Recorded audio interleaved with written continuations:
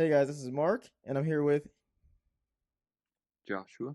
and this is Fantasy Football Reality. Josh, we had a hell of a time. I feel like just getting this shit up. Oh, excuse me, but just getting this up. um, so many technical difficulties, but we gotta see it through, my boy. We gotta get this out before the day. Cause what is tomorrow, Josh? It's game day. It is game day. Lions versus Chiefs, and what does that mean? Week 1 of fantasy starts. So we got some content we got to bring to you guys today. First, Let's we're go. yes, sir. First, what we're gonna do is we're gonna cover some news, and then we are going to get into what we think about the Lions and Chiefs game. Just comment on that a little bit, and then our start sit decisions for the week. We just want to bring a quick video to you guys, get that out. So big headlines, couple of them. We'll start with some injuries. So Cooper Kupp and Travis Kelce are out. Now we all know what Cooper Kupp can do when he's healthy.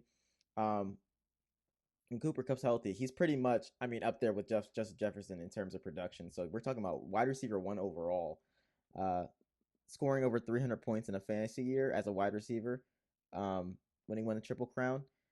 What does it mean for fantasy players to not have or not be able to put Cooper Kupp in their lineup? Yeah, it's a very big deal. Especially because he was someone that you were having to take in, the top five picks of a seasonal fantasy league. Uh, I've even seen him go first overall in certain leagues. And now with this hamstring injury, we thought he was going to be fully healthy by the time the season starts, but this setback is not very promising, especially for someone at the age of 30 like himself. And that's just not something that you want to see from a veteran receiver, albeit someone as talented as Cooper Kupp. Yeah, and especially like, pretty sure he's out with a hamstring injury, right? Right. So coming from experience, I mean, I'm not a pro athlete, I don't play in the NFL or anything, but even I've had a hamstring injury before, but I've also seen it just during with some football stuff.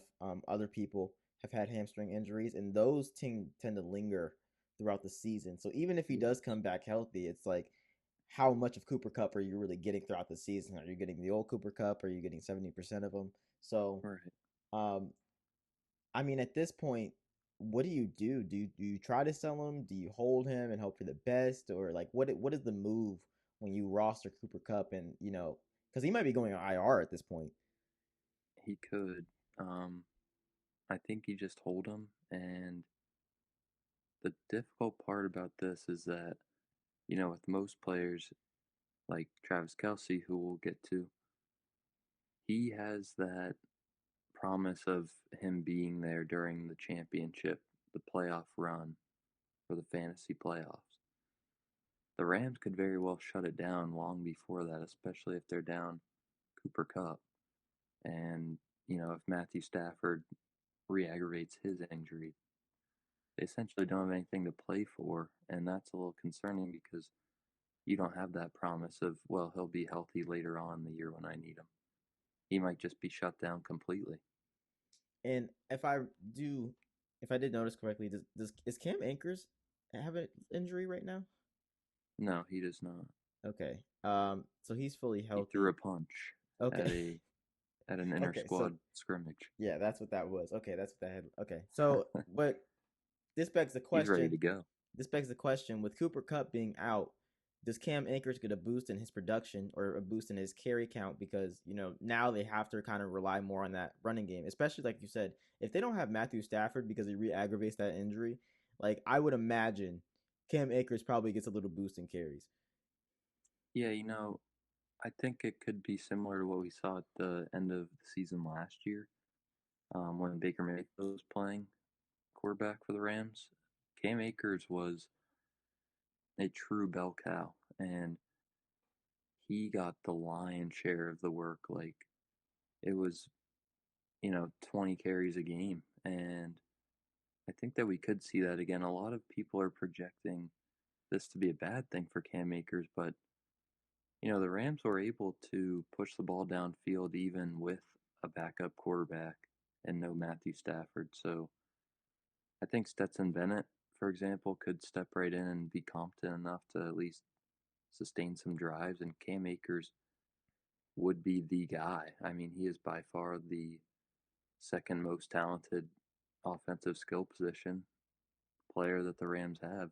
You know, once Cooper Kupp is out of the way, uh, there's no reason why this isn't a big deal for Cam Akers. It would mean, you know, a big boost in production from what he's already going to see. Right, and I totally agree. And the thing is, it's not like, I mean, if Cooper Cup goes out, I mean, yeah, the wide receiver room is kind of iffy. I mean, Van Jefferson's a pretty good option, pretty decent. I mean, he's nothing special, but we've seen Van Jefferson, hold his own.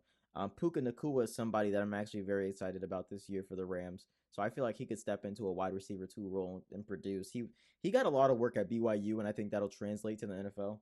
Um, Tutu Atwell, he can. I don't even know why they have him listed above anybody, but Van Jefferson and Puka Nakua, I'm not gonna say that they can sit here and carry the load from the whole season, but I think they'll have their moments, and I think it'll be enough just to take some pressure off of Cam Akers. And Stetson Bennett pretty much can be a game manager.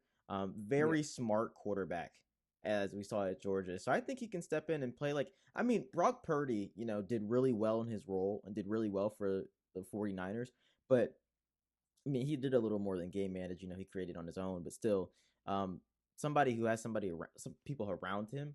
I mean, Tyler Higbee's still on the roster, so yeah. I think Tyler Higbee would be the biggest beneficiary. right. Uh, So like, you got Tyler Higbee, Puka Nakua, you got Van Jefferson. You got these targets that you can use as long as he can come in and game manage and not throw interceptions, he'll be fine. Um, so yeah, I think it's good for Cam Akers, and I think not good for Cam Akers that Cooper Cup is out, but it helps him in his production. Now moving on, right. big blow to Kansas City. Losing Kelsey before week one, that is, and Kelsey's up there in age too. So what does this injury mean for him long term? And also, I mean, what does this mean for Patrick Mahomes as that's pretty much his number one target is going down for the week? Well, it's certainly not ideal. He hasn't been ruled out officially yet, but obviously, with not very much time to go before Thursday night's game, it's not looking very good for his outlook. But the hyperextension of a knee, obviously, it's a good thing that no structural damage was found, so that means it's likely not an ACL, because that's a pretty good indicator of that injury. But someone of Kelsey's age at 34, um, you always have that question in the back of your mind of how long can this player keep this up for, and an injury like this could certainly derail that. It also definitely does not help Patrick Mahomes. We've never seen him without a Tyreek or a Travis Kelsey, and while he undoubtedly is uber talented, the weapons behind Kelsey leave a lot to be desired. So definitely a big downgrade for Mahomes. Um, I'm sure he'll still be able to produce, but yeah, you'd obviously like him to have Kelsey. Obviously, boosts his ceiling quite a bit. So with Kelsey being out, obviously that's Patrick Mahomes' favorite target, and pretty much, I mean, that's the most fantasy viable player that catches the ball in the Chiefs. Who steps up in the wide receiver room? I mean, do we see a Sky Moore? Do you like Rashee Rice? Which, I mean, even Kadarius Toney, I think he's playing week one. Who do you Yeah. see stepping up in that wide receiver room and taking over that role and basically being that guy that's saying, I'm gonna catch all the balls and you know I'm gonna be the guy for Patrick Mahomes? Or do you see it being spread out? Like, what is your outlook on that? I think Kadarius Toney, he's playing on a limited capacity, um, which isn't really different from how he usually plays, anyways. They kind of use him as more of a gadget player, but I feel like if it's going to be one person, it would be Sky Moore. Take that second year leap. But I think the more likely outcome is that Mahomes will spread it around to the likes of Rashi Rice and MVS and Justin Watson and kind of these ancillary pieces that we might not be super excited about, fantasy wise, or ever even consider playing in our lineup, but they'll end up just soaking up that production that Kelsey would have received, even Justin Ross as well. One person that I definitely think will get a boost, and not many people are thinking about him, uh, Jerick McKinnon. I mean, 100%. last year we saw that big stretch of games where he just went off, and it's just because he just got peppered with targets. And I think with Kelsey being out, he's gonna have to rely on you know some things, especially throwing the ball, checking it down to the backfield guys. So Jerick McKinnon is going to fill that role, but I think he's going to see an increase in targets with Kelsey being out in that short range. So Yeah. definitely, Jerick McKinnon is definitely somebody to look out for. If I mean, if you do have him, and Kelsey's out, if you just happen to have him for some reason, I would play McKinnon. That's my one pick to see an increase in targets or an increase in production and kind of like fill that void as your flex spot. But I like it. yeah, for Kelsey's future, I mean, he is older, so this is something to kind of just monitor. Definitely, I think everybody's still holding. I mean, it is Travis Kelsey, Yeah. dude's a dog. So now we'll pivot to some other news. So let's see.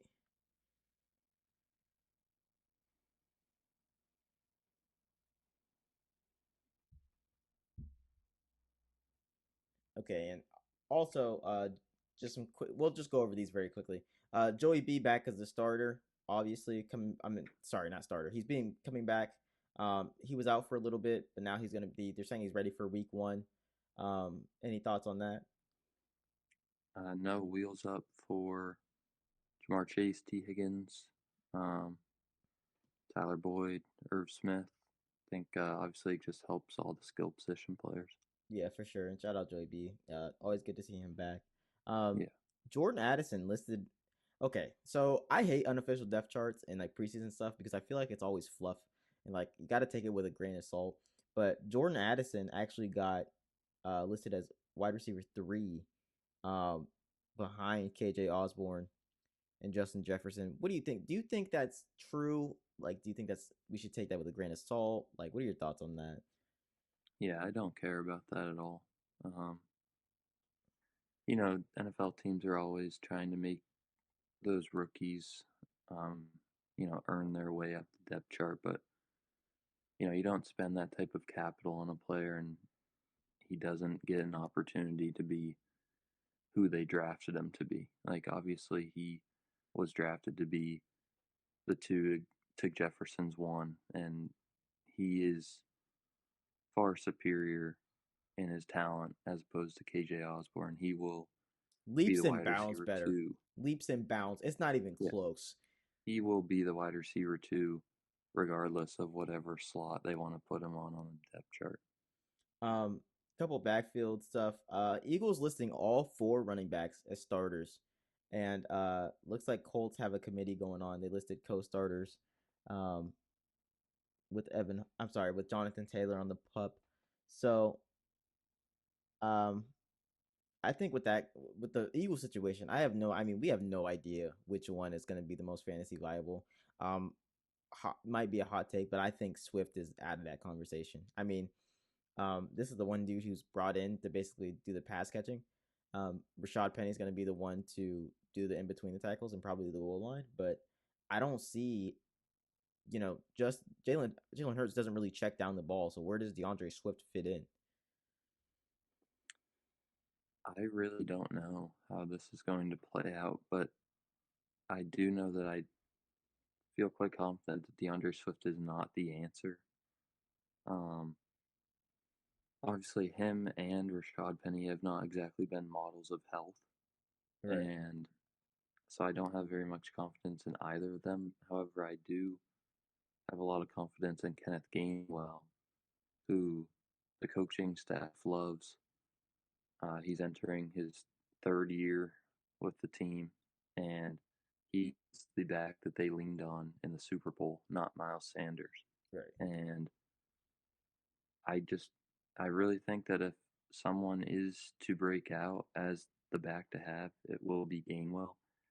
Not only is he a tough runner, he's also a great pass catcher out of the backfield when Jalen Hurts might need to dump the ball off or have a designed dump off screen pass.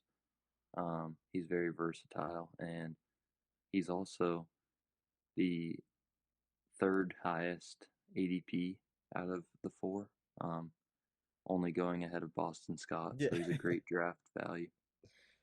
I totally agree. I mean, I like Gainwell. You know, I've traded for him in literally every league, so I hope he Yeah. hits. But yeah, I like him the most out of this backfield. I mean, has the least amount of injury problems and can definitely do a lot on the field. Going quickly Yes. to the Colts, Evan Hull and Deion Jackson are going to look like the committee. I like Hull a lot. Like I like this profile coming in. I like this tape. Um, I think that if you I mean, he might be available on some of the waiver wires in some leagues. So what do you think about that? I mean, I think, you know, I don't think you start him week 1. I think we see if you want to flex him, if you're that desperate, go ahead, but I don't think you start him week 1 or anything, but you know, I think we see how it plays out. I think Evan Hull gets his fair share in that backfield. What do you think? Right. I mean, obviously, if you're considering starting Evan Hull week one, you probably drafted really terrible because Yeah. you shouldn't need to play someone that was drafted that late or potentially undrafted. Um, Well, even in terms of dynasty too, if your team is just oh, geez. yeah. I If mean, I just I don't think you should be in that position week one, but he's yeah. definitely a good stash because I was a fan of his coming out of Northwestern. Um, and this, you know, I knew there was some opportunity with Taylor being a free agent after this year, but I didn't know that it was going to come this soon. So now we really will get a chance to see what he can do.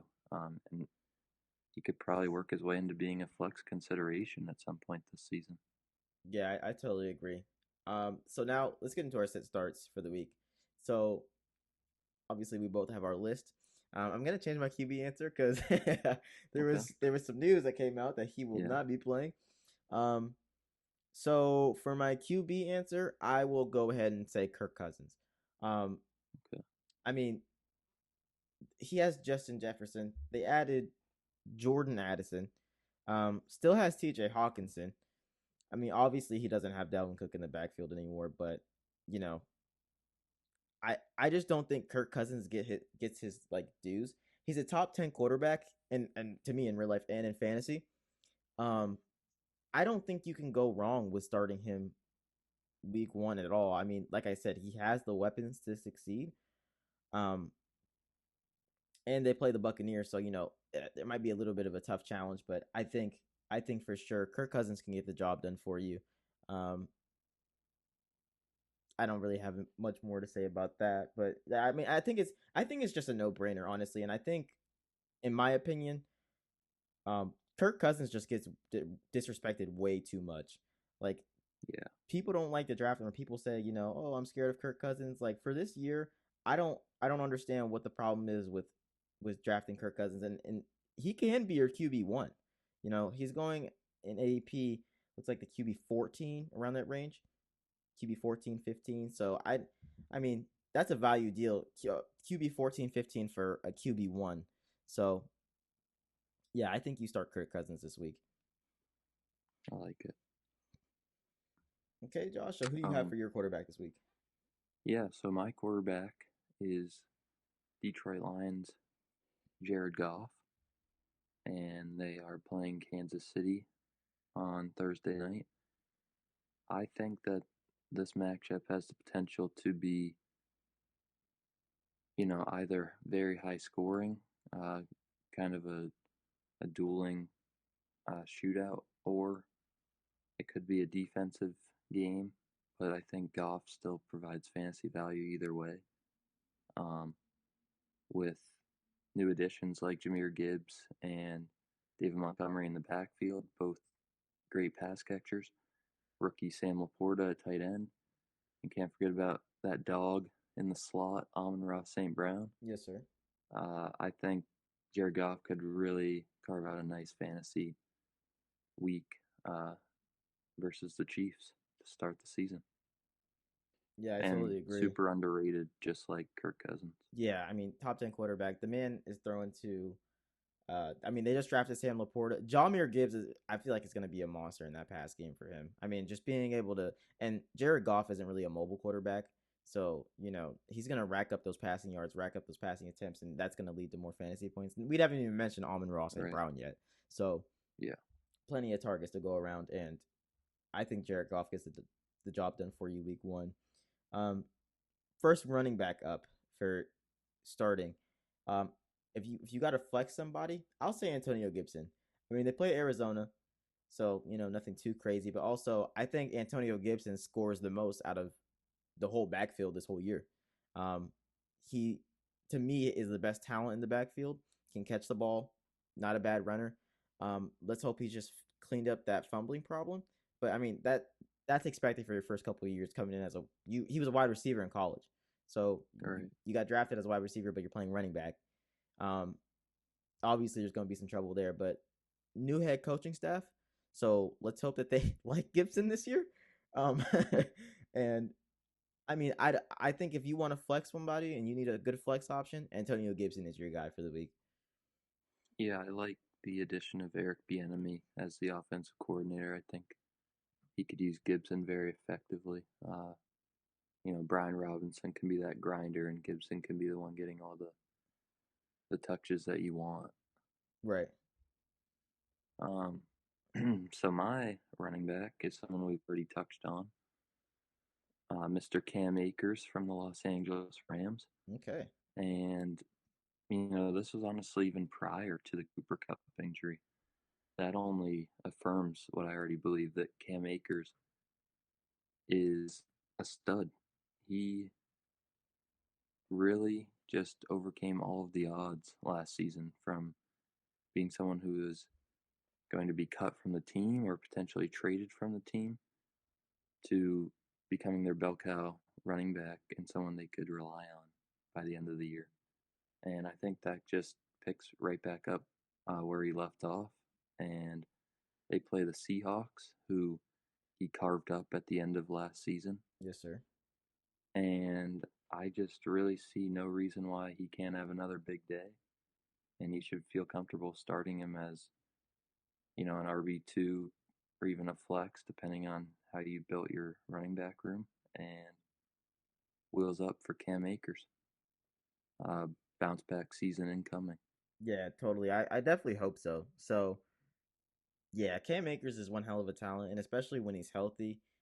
He's somebody that you could reliably start, week to week. But I mean, after coming back from the injury, you could definitely tell he came back too early, and Yeah. then he kind of struggled to get it going during that first half of the season, and then the second half it was just boom, boom, boom. Yeah.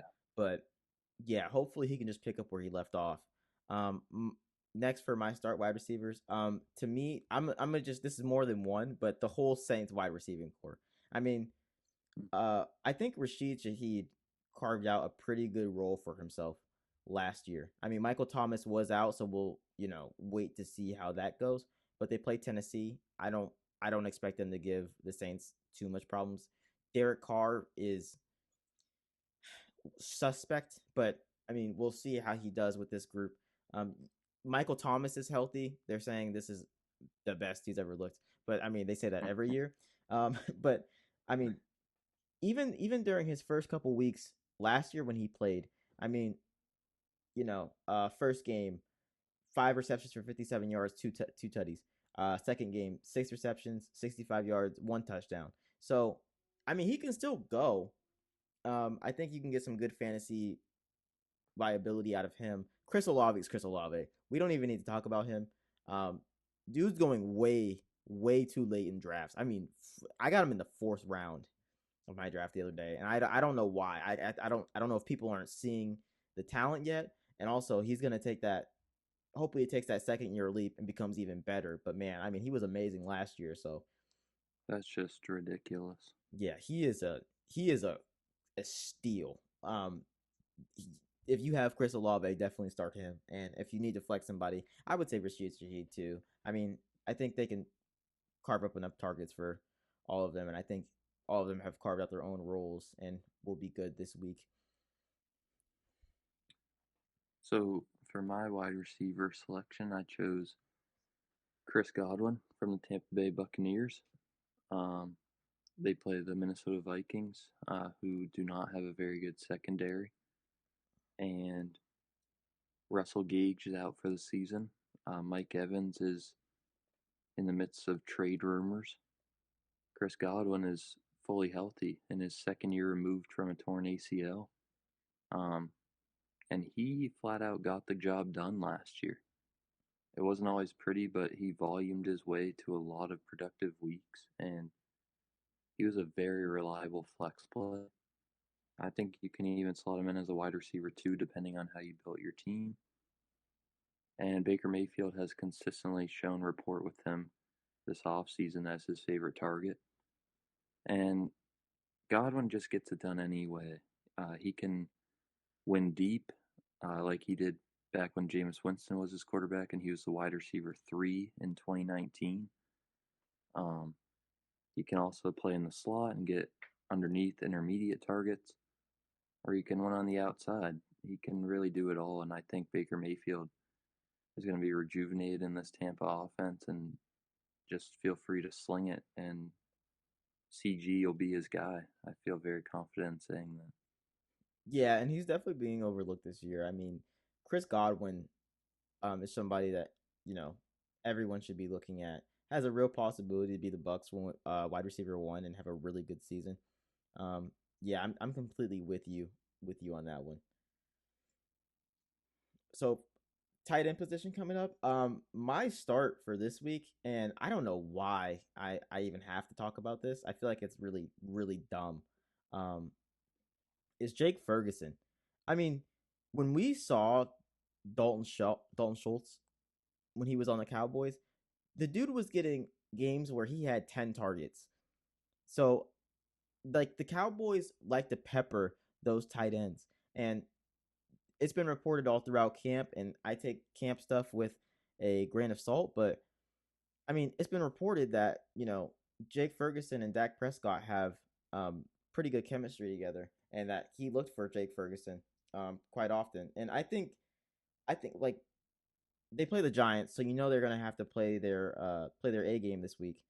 Jake Ferguson is gonna. I think he's gonna surprise a lot of people this year. I mean, he's going Irv Smith, Jawan Johnson, uh, Tyler Higbee, guys like that. They're going ahead of Jake Ferguson, and to me, he's the clear tight end one. Luke Schoonmaker had an injury earlier in the preseason. I don't know if that's still going on or what's going on with that, but It is. yeah, I don't. Luke Schoonmaker is not even going to be competition. And what was it? Peyton Hendershot behind him. Yeah, Hendershot. Hendershot, sorry. So Come on. yeah, but yeah, Jake Ferguson. I mean, he's gonna be one of Dak's favorite targets. Obviously, there's CD Cooks, Gallup, but I think I think Ferguson gets his fair share. Of course, he has to check down the ball. He's gonna throw those short ranges. He's gonna hit the tight end. Like I said, Dalton Schultz was having games where he got 10 targets in one game last year. And now you put Jake Ferguson into that role, and I think it's a recipe for success. I don't really know why he's being overlooked in ADP in both just fantasy terms in general, but I think he's going to be one of those sleeper tight ends this year. I'm right there with you. His ADP is outrageous. Yeah. Like, knowing what we know about Cowboys tight ends, and he looked great last year as a rookie. Like, he flashed so often, and he just looked like a better player than Dalton Schultz already. Yeah, So for sure. I'm excited to see what he can do in year 2. Um, my tight end, I selected Evan Ingram of the Jacksonville Jaguars, and they play the Indianapolis Colts. I think that Evan Ingram will continue his career resurgence, um, as he had a great year last year, and essentially everyone is concerned about, oh, do I start Calvin Ridley or Christian Kirk or So before we got interrupted by technical difficulties, you talking about Evan Ingram as your start for this week. So just go back into that and give us your thought process on starting Evan Ingram at the tight end position. Yeah, so I think that Evan Ingram is about as solid of a tight end play as you can get, outside of the elite tight ends. Um, everyone's concerned about Calvin Ridley or Christian Kirk, who's going to be the wide receiver one. Well, it really doesn't matter for Evan Ingram. He's still going to be Trevor Lawrence's security blanket and, in all likelihood, his favorite target. And I think he will be in line for some big boom games and some massive production, just like he did this past year. Yeah, and I totally agree with you. I think that Evan Ingram is a very good fantasy asset, and also him being paired with Trevor Lawrence, great QB who can get the ball to the tight end position. And Evan Ingram is a guy who definitely can create space and get his own opportunities.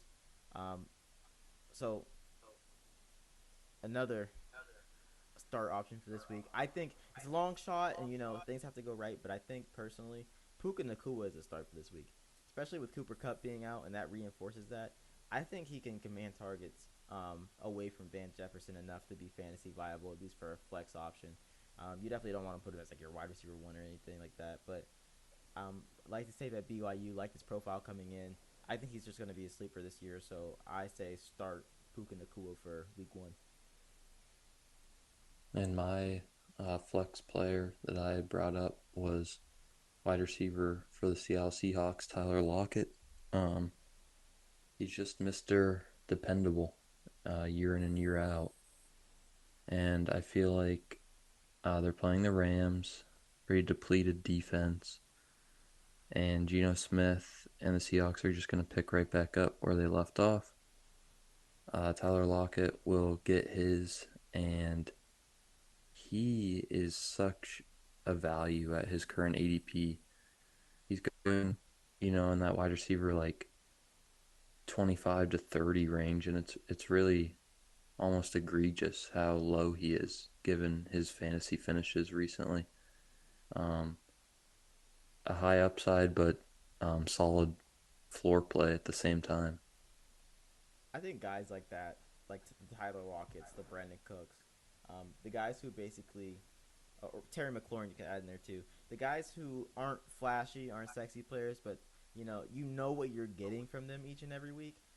They get so underrated, and I think those are just solid pieces to have because it's like if you have an injury on your team, or if something just goes wrong and you don't have a certain guy, or you make a trade and then you just happen to give up another wide receiver. Those are guys that you can plug in to your lineup, and they'll come in and produce and give you exactly what you need. You know what you're getting from them every single week. So those guys to Right. me are just good to have on your team, just in case. So we're gonna And you quick, don't want to be too cute week one. You want to know that you're yeah, gonna get reliable results. yeah, as predictable as possible. Just so in Yeah. week two you can make adjustments because you've seen now how backfield played out, how wide receiver rooms played out, stuff like that. So you can make those Right. adjustments. But week one, you're kind of playing it.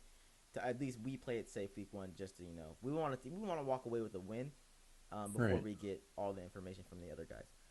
That's Yeah. why I don't. I mean, I'm sitting every rookie not named um, Bijan, Jahmyr Gibbs, Jordan Addison, all the other guys I'm sitting. Yeah. I don't know if you agree with that. Um. I probably wouldn't. I know that you're pretty high on Jordan Addison. I wouldn't start him right away comfortably, but I see the logic behind it for sure. He's got huge upside. I quite honestly only would feel comfortable starting Bijan and Gibbs week one. See, but I can see your logic just playing it safe. Week one. I Yeah. can see it if you don't want to start Addison. I could definitely understand that. Yeah, I mean, to be honest with you, even Bijan and Gibbs give me a little bit of hesitancy. I think you're completely good with Bijan. I mean, drafted what 8 overall, and Yeah, I know. one of the most rated But, receivers it's in the just NFL. you've never seen it. Right. Just the thing is, you got So, to see it to believe it first. yeah, there's a little hesitancy. So, I'm we're still going to start him, though. oh yeah, of course. I mean, like, dude, if a guy's profile's to be like Saquon, you gotta just go ahead and just toss him out there. Yeah, Especially he's on the going to be in that lineup. especially being on the Falcons as much as they run. I think he's good. And so moving into our sit players, I think we're running out of time here, so we're just gonna rattle Rapid them off. fire. Yeah. So we're just gonna rattle them off and then give a quick reasoning, and then we're gonna go over one list and then go over the other. So my QB, Mac Jones. It's because it's Mac Jones. Running back, Brees Hall. Um, Coming back from an injury, plus they just got Dalvin Cook. I would not start him week one. I would wait to see what that backfield and what Brees Hall looks like before I start him. DJ Moore, new team, Justin Fields. Bears run a lot, so I would not start him week one. We want to see how that connection with him and Justin Fields is, Mm-hmm. and we want to see if that connection can really prove to be true and as good as advertised. Irv Smith, injury history, and not only that, we don't know where he fits into with this offense. So I Yeah. would not start Irv Smith.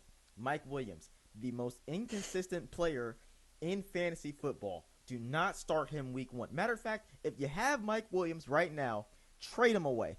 He is not worth rostering, or he's worth rostering. He is not worth being In on best your ball. roster. Yeah, he's not worth being on your roster. Because one week Mike Williams is scoring 0, the next week he's popping off for 40, and he's gonna keep swapping, and he's never gonna be consistent. You never know what you're getting from Mike Williams. Plus the injury history. Mike Williams should not be on your roster. Trade him away. Don't start him. Matter of fact, sit him and get a deal done for him today. Josh, you want to go through your set list? I would love to. First of all, I would just like to reiterate that if you hadn't chosen Mike Williams first, he would have been my wide receiver choice. Yeah, It's about as plain as day. yeah. So, my quarterback, echoing what we were talking about earlier with the injury concerns and now Cooper Kupp being out, it's Matthew Stafford. Great pick. Uh, at running back, it's James Conner. Not because I don't like the player, it's just the fact that he is on a Cardinals team that's probably not going to win a lot of games, and they're starting Josh Dobbs at quarterback. Wide receiver, Christian Watson. Kind of similar situation to DJ Moore, to be honest. He's with Jordan Love now. They're probably going to be a more run-heavy team, try and protect Love, and I just want to see it to believe it. I wouldn't trust it right away. Um, could be a bit boom bust. And then at tight end, one of the more overrated tight ends, Dalton Schultz, who just got a new contract You're not lying. with the Texans. Rookie quarterback. I really don't like that situation at all. And my flex at wide receiver, DeAndre Hopkins.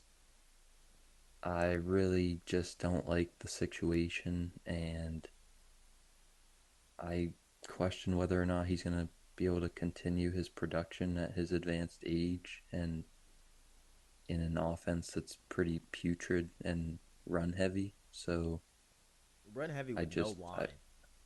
yeah, I'd like to see it. Um, I still think he's a talented player, but I'd like to see him interact with Traylon Burks and Derrick Henry and Ryan Tannehill before I would feel comfortable rolling him out there. Well, of course, Malik Willis is taking over, right? Oh yeah, that's Yeah, right. Yeah, I forgot about him. yeah. I don't, I don't, I don't think he has a chance at that back. I mean that quarterback room, honestly. But Will uh, Levis will be in there before long. oh yeah, for sure. But um, pretty quick on DeAndre Hopkins. How many targets, if you had to guess, does DeAndre Hopkins get week one from this Titans team? Uh, mm, maybe 7 or 8. I'm gonna go ahead and I'm gonna say he gets 10 targets. Really? Yeah, I think. I mean, with a guy like D Hop, you can't not throw him the ball, or getting him was just pointless. Really, what I'm more worried about is Traylon Burks. How many targets does he get? Because they're already a really run heavy team because King Henry's back there. But now you bring in D Hop, you still got to get Chig his targets. So Right. obviously, it's Traylon over Chig in the pecking order for the targets. But you know, with them having mouths to feed and them running so much, how much production does Traylon Burks actually have for you in terms of fantasy? Yeah, I mean, and he's probably going to see less work than Hopkins, so